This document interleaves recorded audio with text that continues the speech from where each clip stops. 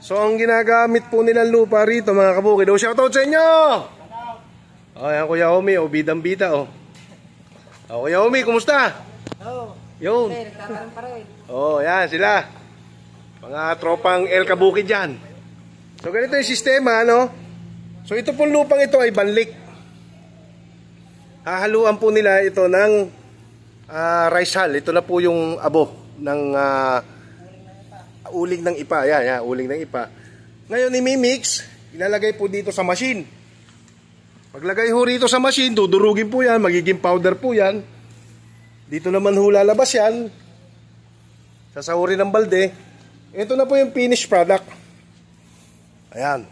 Talagang ito ho ay purong-purong pinaghalong ipa at lupa, no, na banlik, no.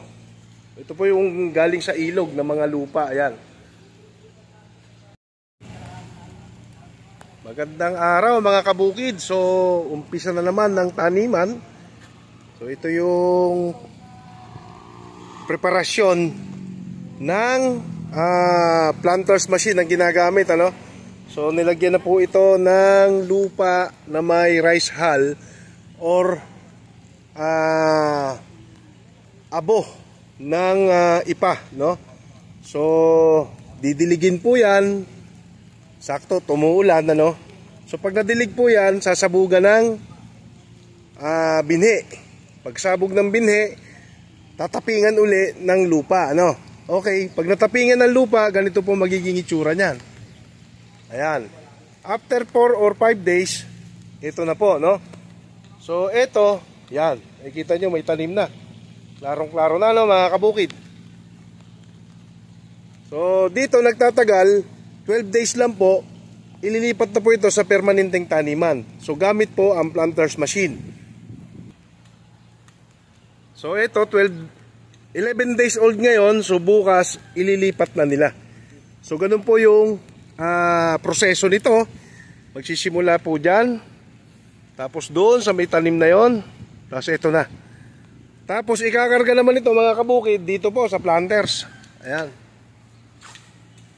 So shout out. Trademark na El Kabukid. So dito po yan. Ito pong gagamitin ng mga yan. Ilalagay naman po yan dito. Okay. Tapos itatanim po bukas. Ngayon, papakita ko naman yung lupang kanilang ginagamit. So ang ginagamit po nilang lupa rito mga kabukid. O shoutout sa inyo! O yan Kuya Omi, o bidang-bida o.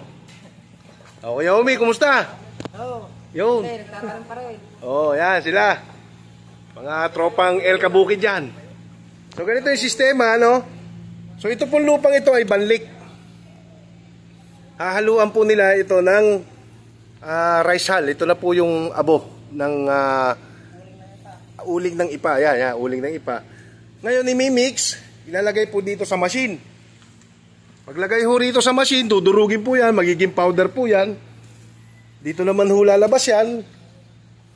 Sasahurin ng balde. Ito na po yung finished product. Ayan. Talagang ito ho ay purong-purong pinaghalong ipa at lupa, no, na banlik, no. Ito po yung galing sa ilog ng mga lupa. Ayan. Sako-sako. So bakit kailangan lagyan ng uling?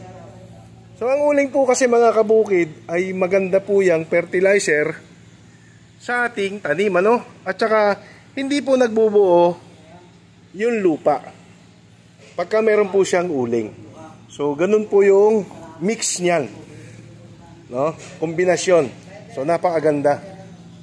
So, kaya pag binunot ng planters machine, talagang malambot, hindi mapuputulan ng ugat.